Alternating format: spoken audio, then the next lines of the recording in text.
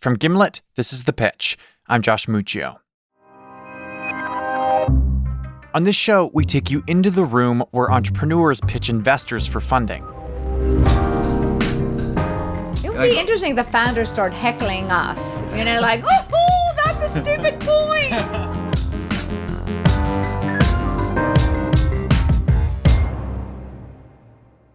Today, we meet an entrepreneur who's confident she can change something that Americans have been doing the same way for over a century. But before we get started, let's meet our investors.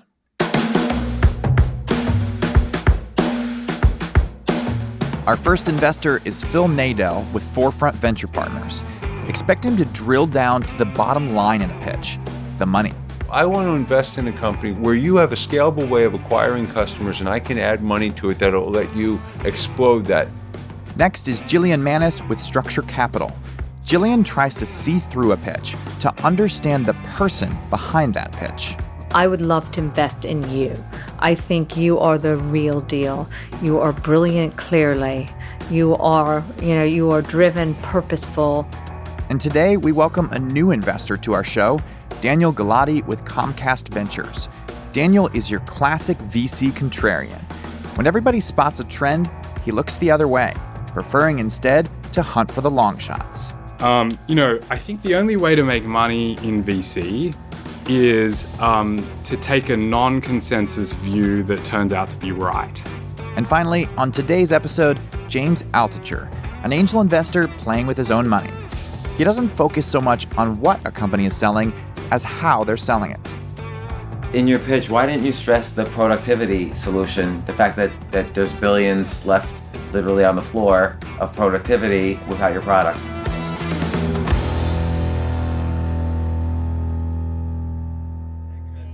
Different types of Worst question I've Wait, ever received. has anybody noticed there's a toilet in the room right now with toilet paper? Oh. Tushy! No! Come on! It's called Tushy? That's the best name ever.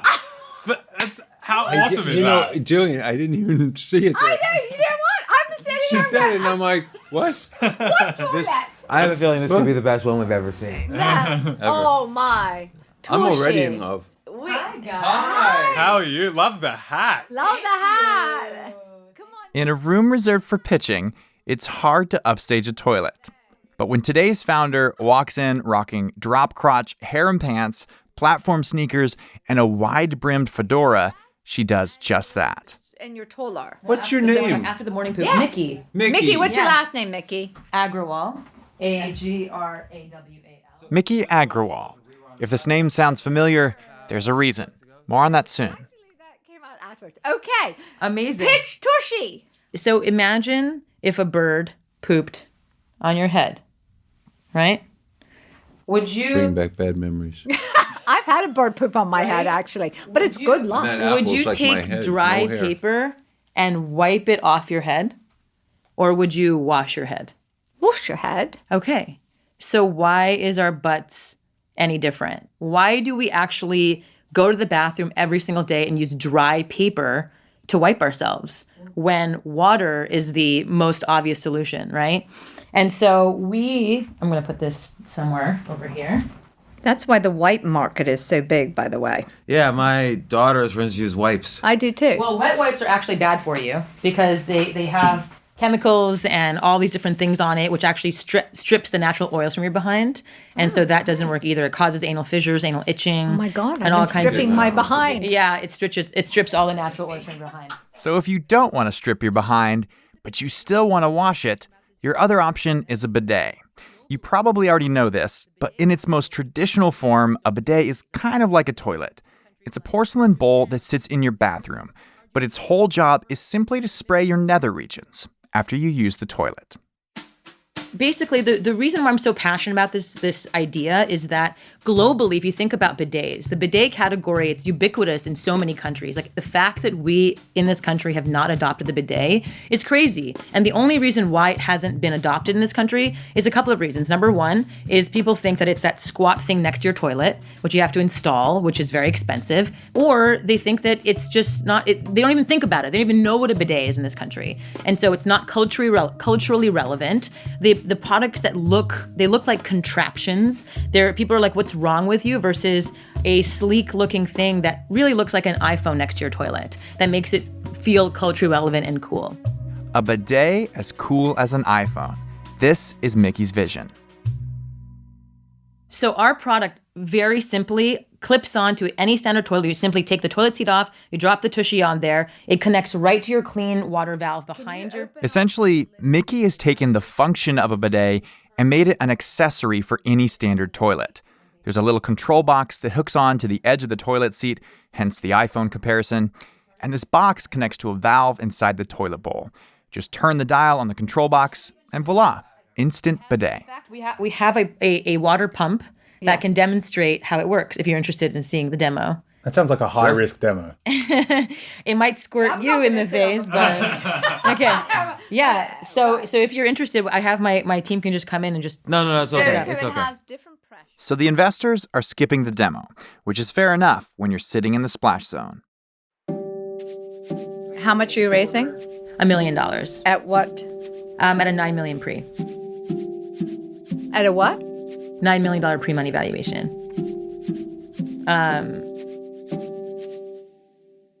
A $9 million price tag for a startup isn't necessarily outrageous, but it does put the burden on Miki to prove her company has the goods. So how much revenue do you have? We've done about $1.5 million in revenue to date, but that's before our big partnerships like Home Shopping Network, and we're talking to a bunch of different other retailers that How have you done revenue so far? 100% direct to consumer, It's like on just website? online. Yeah, website sales. Over what period of time was that $1.5 million in revenue?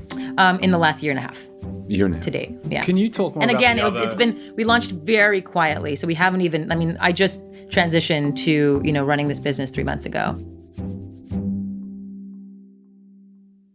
For me, I'm really thinking about the device. Can you Behind your- open up the lid of the toilet so I can take a look? Because I actually do know this market a bit. Great. They're very high price. Very expensive. Very, very expensive. But And they've tried to come to this country and have not been able to do it. Well, they're in this country. They are, but They're they definitely in haven't this become country. ubiquitous, mainly because of the price point and because of the cultural relevance. Like, they don't know how to talk to, especially the millennial consumer. If I'm targeting the millennial consumer, like if you look at my previous business before this, I started the period-proof underwear company called Thinx. I don't know if you've heard of it, but we make underwear that look and feel like regular pair of underwear, but have built-in leak-proof technology, antimicrobial technology, moisture-wicking technology. We often talk about the risk investors take with first-time founders. They're untested, and it's unclear if any potential they show in the room will translate to success in running a company. So here's the other side of that coin. A founder who's able to come into the room and say, yeah, I've done this before. I know what I'm doing. This de-risks things a bit for an investor because they can look at that founder's track record as an indicator of things to come. What happened to that company? We're still growing. I stepped down as CEO and I'm starting this company. Why did you step down as CEO? Many reasons, but I think when you're a startup CEO and you build a $50 million business, after some time it becomes a more of the same. And so we just brought in a different So it's doing CEO. 50 million? Yeah, we did 50 million under my leadership. Yeah. And what percent of the company do you own? It's private, but Okay. Well, of that percentage. Yes. yeah, I'm the second largest shareholder in the company. And so you're moving full-time to Tushy? Yes, this is my full-time company. Okay. Yes. All right, so Miki says that she's done with Thinx and on to Tushy. The question is, can she get customers to buy into the bidet? And how much does that retail for? How much are you selling it for? We're selling it for $69 and we have an 80% gross margin. And so it's a super affordable product, and it's not like $2,000, which is what a bidet would cost. What? So how much is the cost? The unit cost? It costs under $10 to manufacture. Yeah, $9. It's $9. Yeah, but that's only ordering like 4,000 units at a time. What's the defensibility on this? Because in all sincerity, I think anybody can make this. I mean, you Do you can have say a patent on it?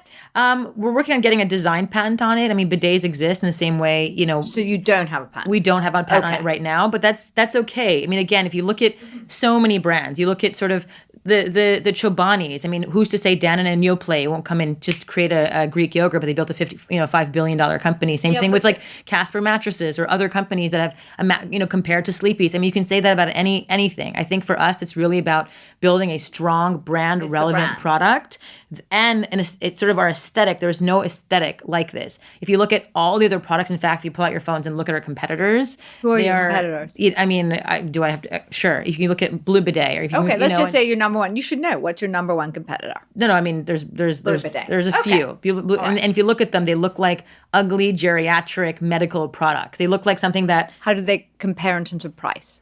They're about the same price. Okay, same price, but they look like a geriatric. They just product. look like products that people don't want to use. But I would argue that they're not really. Your competition is regular toilets, right? And so you're trying to switch people over and trying to change their behavior. That's the problem I'm having. You don't have the demand in the U.S. for this product. You need to create demand. Right. People said the same thing to me about my period-proof underwear. They're like, people use tampons and pads. People will never bleed in their underwear. People will never do that. And 2 years later, I built a $50 million business and people really understand why it's super relevant for them. And so it's the same thing where just like, until you understand the brand relevancy and you're like, oh, it makes sense. Who taught me this? Tushy. And so it's the same thing with period-proof underwear existed in the past before Thinx. I don't know that analogy works because I think with your previous company, you're solving a problem. You're helping women with a problem that they have, right? Do you think that American consumers currently think they have a problem? I think 100% yes. I mean, again, if you just focus on the people who have ailments like UTIs, hemorrhoids, yeast infections, anal fissures, anal itching, all of these, that's over 30 million people. I mean, that alone, that's But do chronic. their doctors tell them, oh, you should get a bidet to solve They this? do. We just But did that's a the thing. partnership. There's no connection there between, oh, I have hemorrhoids, I should get a bidet.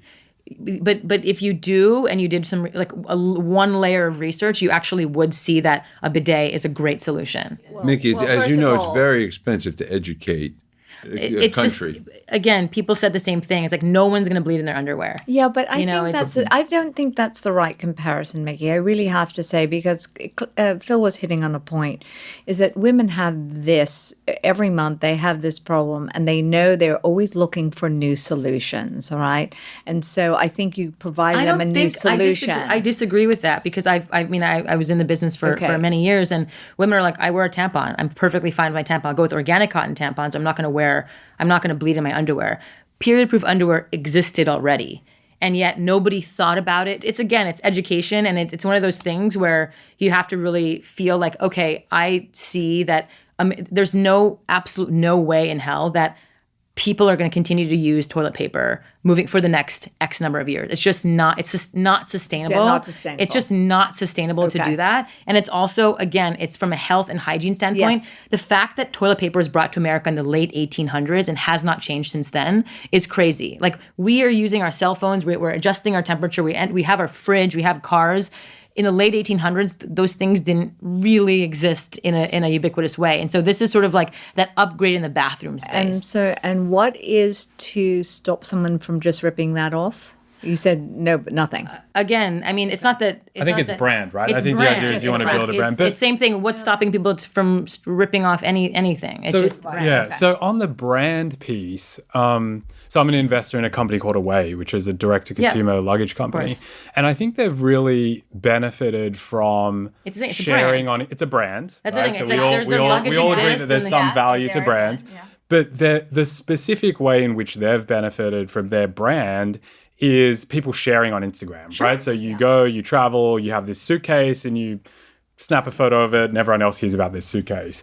This doesn't feel like a sort of natural, a product that naturally lends itself to kind of that kind of viral. You don't share poop stories on Facebook? Well, why do people Is share? that just me? I leave that for Snapchat. I leave that for Snapchat. Daniel, why do people share luggage? It's a pictures? fashion item. Yeah, it's so a fashion, what happens right. is with Warby Parker and to some extent Away, it is it's fashion, right? It's visible. But I feel like people, you don't think people would unbox this and Instagram it? People 100% have been sharing this. I mean, people are like, you could eat off my butthole. I mean, the number of like crazy things that I've read from people just being so excited about this product. It's the number of times I've heard people saying, when I invite people to my housewarming, it's the first place I bring people to show my product. That's a question for me, which is you're not going to be able to, it doesn't seem like, spend your way to a $500 million company here. I think you're going to have to rely on some really neat customer acquisition kind of tricks, strategies. Yeah. And one of those things could be social sharing. I'm just social sharing, questioning whether that'll actually happen. Influencers, a combination of digital marketing strategy, which is what, again, built my last company. And it's already built this, we've already done $1.5 million in revenue just from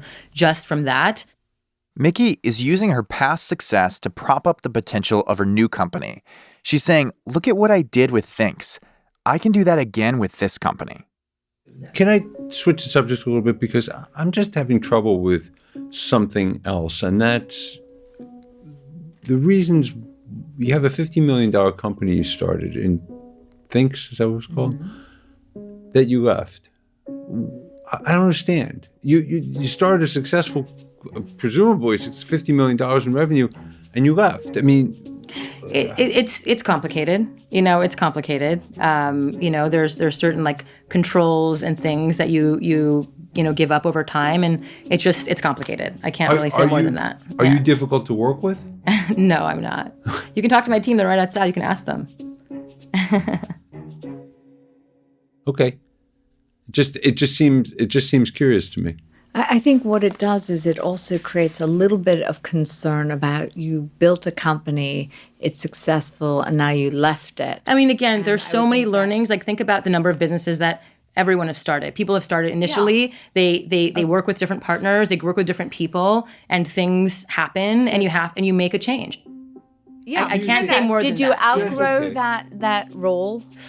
I don't. I can't really. Do you talk think about it'll be tough to raise venture funding with this company because of whatever your experience was there? Because of that, we can talk about this stuff offline. Okay. I can't talk about it online. But you know what though? I think how many employees were I think about 35 to 50. Yeah. So she got to a certain level. Yeah. And sometimes you can't really be CEO past a certain level. Yeah, no, that's true. And I think probably you wouldn't be CEO of this past a certain level, is my guess. So, absolutely. So yeah, but you see, Miki, I would have liked if you to have said that. I would have liked you have said, you know what, I served a role. I did say that. Scaling this company to a certain point.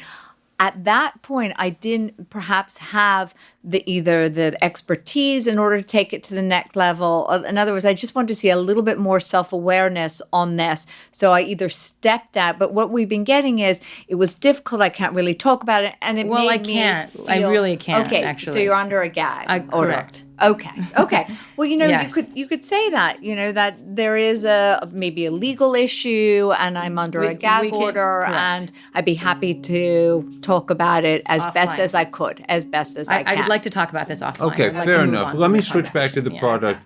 When you think about the product or the growth of the company, what sort of gives you night sweats about this? With his mention of night sweats, Phil is invoking the secret code word the investors agreed upon at the beginning of the day. Night sweats means it's time to wrap this thing up. What are you thinking about, that keeps you up? Yeah, I mean, that question's been asked to me a bunch of times, and I think that, the answer... But not in such an eloquent way. Right. It's true. I think, the one barrier I would say is, again, just like, are people interested in making that cultural shift? And that was the question I had when building Thinx. And, and from the learnings, it's very much sort of a three-pronged thing. One, having a best-in-class product. Number two is having, really considered design across every touch point of our brand. And number three is, having very accessible, relatable communication about our brand. It's decision time. Will our investors see Miki's multi-million-dollar success with Thinx as a positive, or is her reluctance to talk about her experience too much of a red flag? Here's Phil. My concern is I don't see enough that's proprietary in the product functionality. I'm concerned about going on this educational journey with you. Great. Where I see it as a journey, and I'm sure you do too, of educating a market that's not accustomed to really using this. And also I'm concerned about some of the questions the things you can't talk about. So respectfully, I'm going to pass. Great. I appreciate the opportunity. Thank you. Thank you. So Phil's out. Here's Daniel.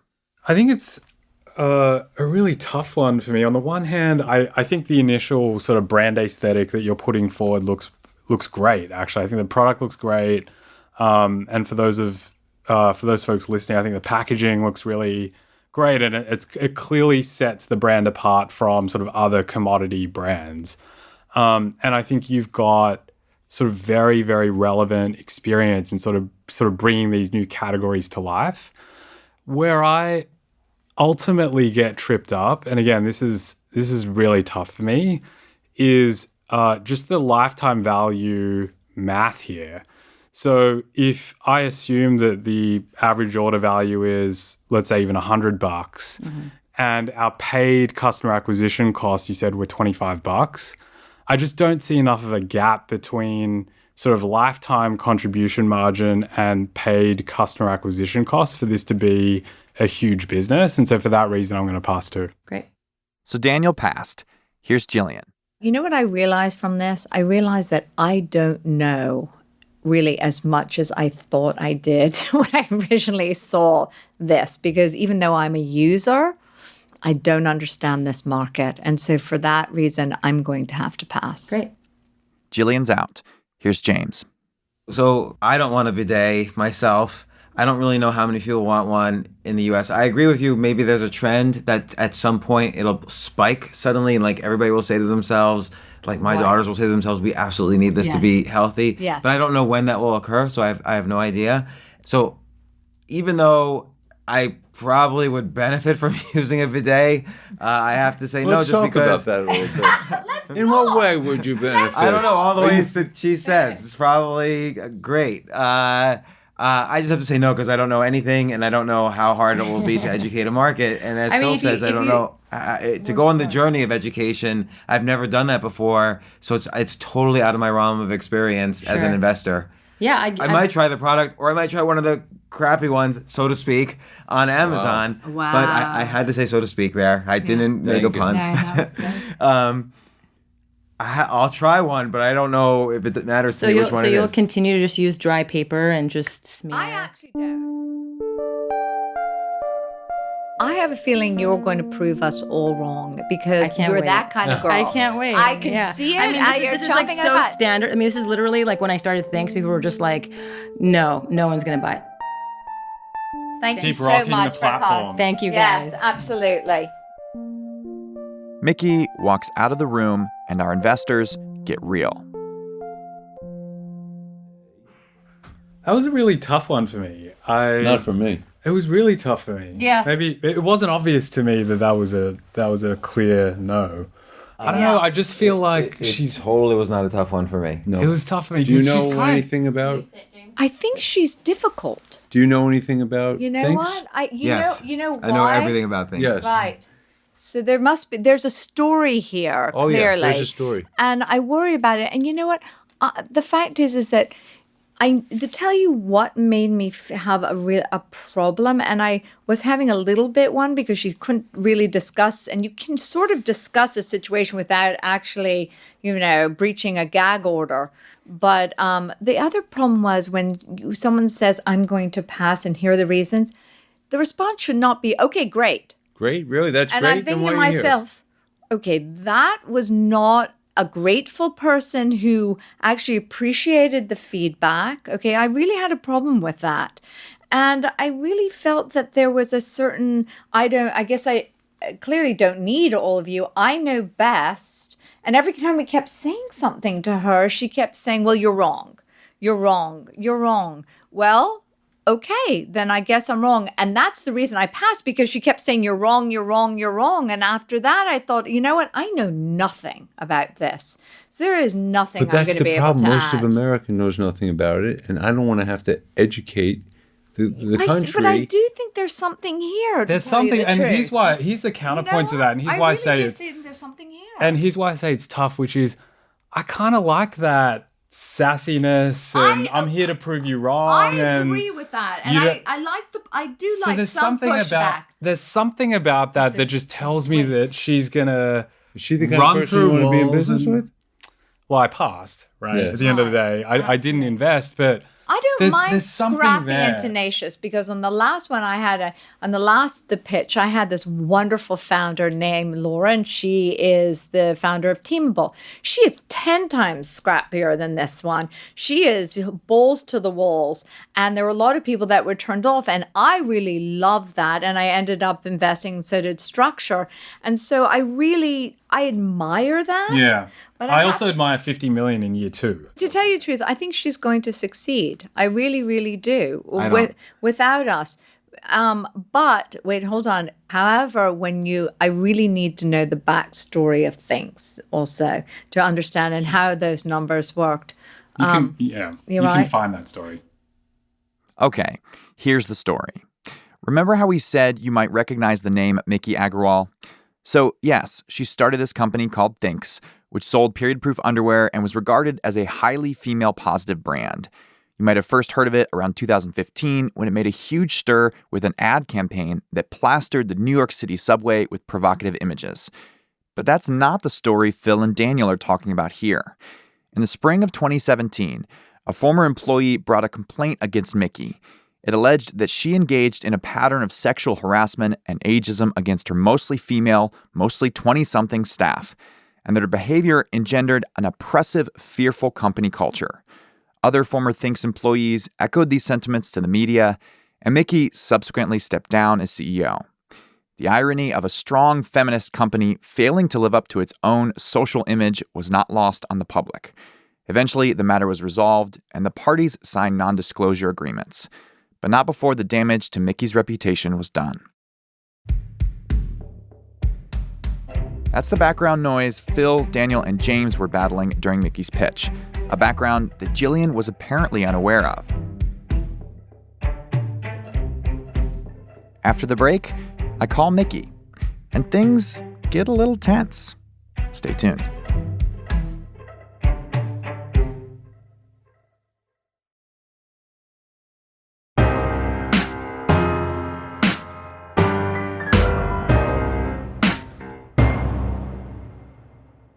Welcome back to The Pitch. I wanted to get Miki on the phone to find out what happened in the months since she pitched Tushy, and whether she was beginning to get Americans on board with the bidet. Hi, Miki. Hello. How are you doing? Good. How are you? Yeah, I'm doing well. I'm so glad we could finally get connected here. Yeah. So how are things going with Tushy? Amazing. Yeah, we raised the money and we're pretty much profitable now. So it's actually epic. That is quite epic. Wait, so you raised $1 million or did you raise more? Yeah. Nope, just raised $1 million. Fantastic. Do you mind me asking who finished out the raise? No, they're private investors. They're all angels. Gotcha. So you've got the $1 million raised. What's next? Like, how's the company? How's sales? Yes, I mean, like I said, we're profitable. You know, we actually, this was the hope, was to get to profitability very quickly. And so we don't have to raise any more money. You know, it's been my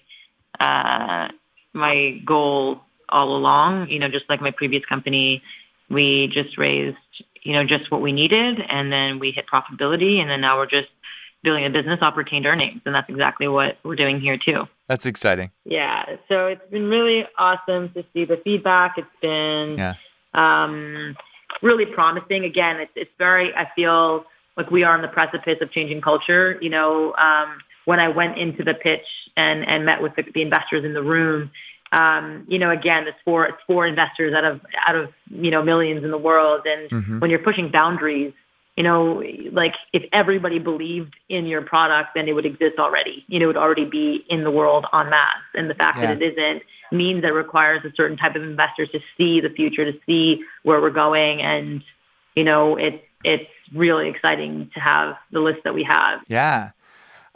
You need a lot of momentum to make culture change, right? 100%. So, so tell me about your experience pitching on the show. Like, what was it like? Yeah, I mean, I think I was a little bit caught off guard because, they brought up some stuff from the past. But I think, I was expecting it to be really about my current company. And that was a little a little uncomfortable, but I think that's the point, right? You guys want to create a show that has tension. And so you want to bring that kind of element in there. And I understand that. So that certainly caught me off guard, but really, I understand your show's motive. And so that's, so, but outside I mean, of that, we didn't instruct those investors to ask those questions. Is that not something that you've run into before? No, actually. No, not at all. So really, other investors don't have any questions around what happened with Thinx? I mean, I think it's oftentimes seasoned investors can, know historically what happens oftentimes in companies when they go from zero to scale. There are always things that happen and it's really about, what you learn from it and where you are today. Right. And that's what, these are investors. Our investors are seasoned too. I mean, I don't know that is the difference. They aren't just on this show. I mean, they're, doing this all the time for a living. Yeah. Well, I mean, again, I think, to each his own. I think everyone has their own style and everyone invests in what they believe in. Right. Like it's not, Right. So do you think you're not even getting the meat? Go ahead. No, I'm saying I have amazing investors who really believe in what we're doing, and that's all I can ask for, right? Yeah. So I think my experience in the show was fine. It was, was interesting. It was, it was fine. So you didn't think going into it that like they would ask questions about Thinx and what happened there? Bye, love. Oh, so much you. Of course. All right. I love you so much. Bye. Yeah, I guess no. I guess I was expecting to talk about, my company that I was there to pitch. My company, my current company. I think that was it. Yeah. Yeah. I mean, do you think it's relevant, a founder's past experience if they've started companies before? Isn't that relevant to the next company they're starting?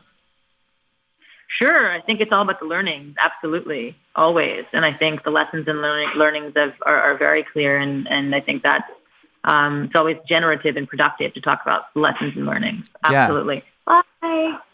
Yeah. Okay. I actually, I'm in the middle of writing. I'm finishing my book right now. It's called Disrupt Her, and it's due literally in 2 days, which is very exciting. And Hay House is publishing it. Yeah, and I'm sitting across from one of my genius friends. He's looking at my book right now, and it's very, very exciting. So, any other questions before I go? Yeah, certainly. I thought we'd have a few moments with you. Yeah, we were just trying to get a few comments and just hear. Okay, so what are the questions? You mentioned with your first company, or No, I can't talk about my first company. I just want to talk about Tushy. I understand. You mentioned that like it would be relevant for an investor to understand, what happened with a company before. That would be relevant, and particular the learnings from that. Of course, yeah. Well, I think, what are for you? What are the learnings?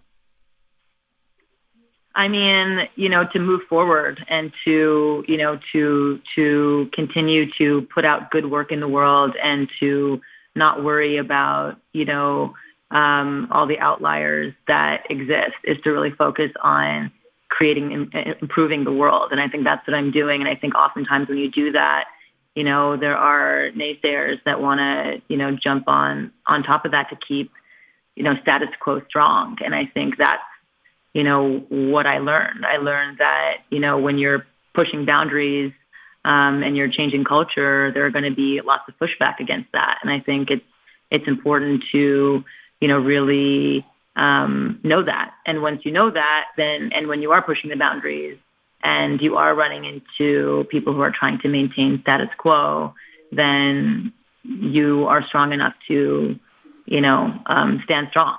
I think that was the biggest lesson. Yeah. Well, cool. Is there anything else that you want listeners to know about you that, maybe didn't come through on the show, or I'm not asking the right questions or anything like that? Yeah, I mean, I think when did we shoot it? A couple months ago? Yeah, it was August, actually, yeah. Yeah, August, September, October. Yeah, so almost 2.5 months or so. Mm-hmm. Yeah, I think 2.5 months ago versus today, where am I? I guess I'm a little, like I said, I've healed further from the previous experience, and so I'm so excited about where Tushy's going. I love my team. I love what we're putting out. I love how we're doing it.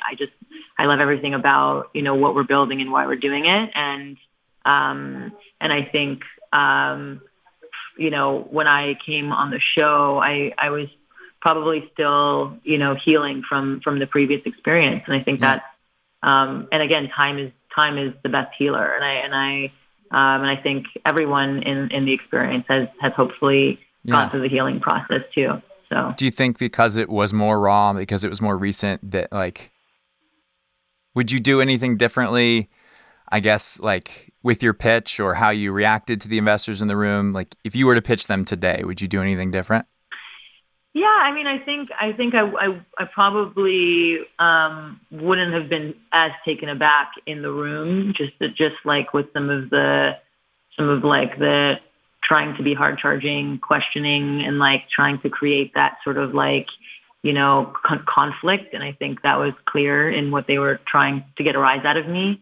And I think I wouldn't have been as caught by it, if I had a couple more months to heal from the experience. And I think today I'd just be a lot less triggered, I think, by the way, the way they were, being attacked, a bit more attacking towards me. And I understand, again, it's for the show and it's for all that. And that's, I get that, but I think it's, I'd be a lot more prepared for it.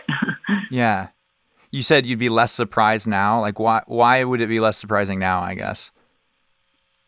Not surprising. I think it's just more I would, if someone asked you an attacking question and it's why did you do it this way? Why did you talk about it? Well, why did you say it? I would just be oh, well, because of this. Instead of being well, I can't talk about it. It's I would just be less triggered by their attacking, the way they attack, Sure. the way the questions were presented were a lot more attacking, and I would have been a lot less, like I said, reactive. Okay. All right. Well, I think that's all I have. Thanks for taking a couple more minutes with me. Of course. Congrats on your book. Sounds exciting. Thank you. Yeah. Thank you very much. Thanks, Miki. Bye. Bye.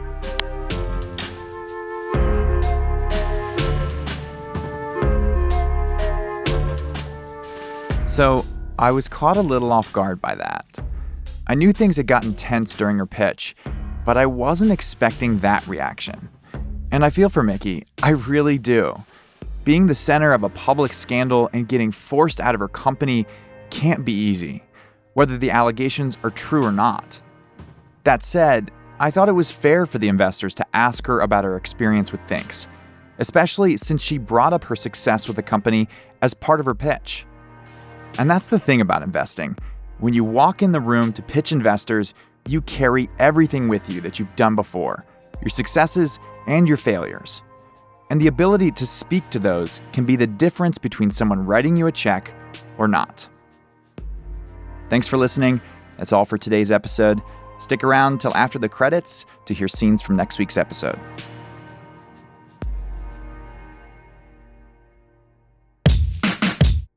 Our show is produced by me, Josh Muccio, Molly Donahue, and Kareem Maddox. We are edited by Devon Taylor. Our theme music is by Breakmaster Cylinder, with original music composed by the Muse Maker. Additional music credits can be found in the show description. We were mixed by Enoch Kim with help from Matt Boll. Thanks to Lisa Muccio for planning our recording events, and to Asthaa Chaturvedi for her reporting on this episode. All right, you've been listening to The Pitch from Gimlet Media. See you next week.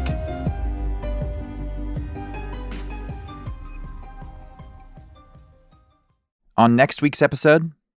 And I was like, why didn't I know about this? And this is an opportunity on the scale that was so breathtaking to me that I was almost angry at myself for not knowing that it existed. And it is so sparse. They're just hard to get to. They're hard to get to, hard to access. And hard to translate. New episodes of The Pitch come out on Wednesdays, 12 p.m. Eastern. Make sure you're subscribed wherever you get podcasts.